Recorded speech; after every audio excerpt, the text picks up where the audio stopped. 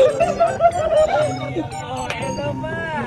Sa K-Boy, sino yung pinaka-maribok? Pinaka-maingay? Rayan.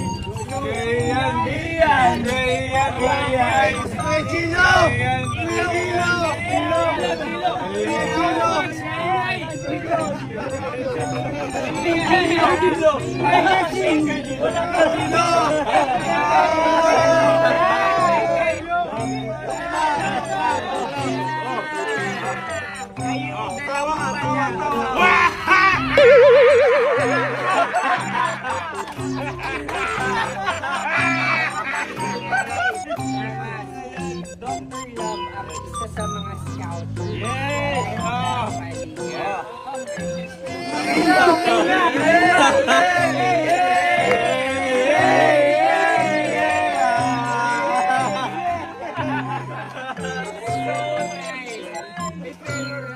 Kapag ito in arthritis, hindi ko sabi. It was really fun kasi madalas nakikita ko lang kayo sa mga vlogs ng bawat isa sa inyo ni Rob particularly. Ilan nangyari ito na? Ngayon lang siya na nakikita natin yung other side. Diba? Pero ano yung pinaka hindi ninyo makakalim or pinaka huling beses na umiyak kayo because of Playboys? Na natatandaan nyo lang personally. When was the last time or ano yung particular na moment na naiyak kayo